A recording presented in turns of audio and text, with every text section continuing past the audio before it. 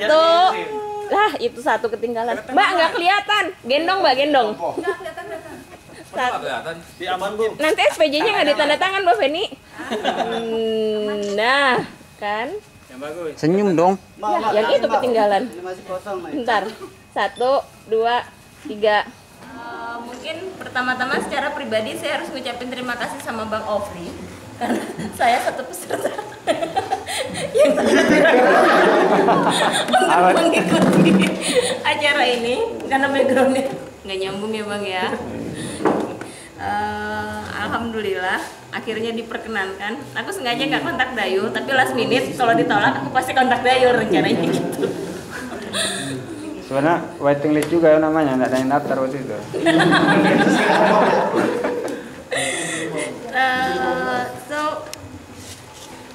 Pertama ya kalau untuk materi bagus ya, interest. Hanya mungkin saya punya harapan ke depannya kayak terkait dengan coral disease, resilience. Ini kan kita berbicara tentang sebuah kondisi kerentanan yang berkorelasi positif pasti dengan mitigasi dan adaptasi pada akhirnya. Dan ini karena kebetulan hampir sehari-hari saya berinteraksi dengan pembuat kebijakan publik. Hal ini tentunya kalau menurut saya seharusnya menjadi sesuatu yang memang harus bisa diperkenalkan, bisa disosialisasikan dengan baik ke setiap stakeholder yang memang berkepentingan dengan materi-materi ini. Ada begitu banyak multi stakeholder ya yang berkepentingan tidak hanya di kelautan dan kehutanan, karena ini bisa jadi satu kunci penting untuk setiap pengambilan keputusan.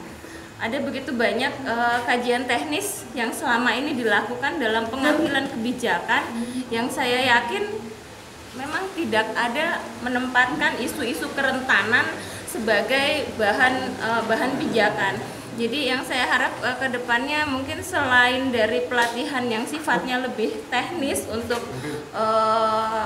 pengayaan materi di pelakunya sendiri, tetapi saya berharap teman-teman bisa mensosialisasikan ini dengan lebih baik sebagai sebuah bahasa yang bisa diterima untuk kebijakan publik.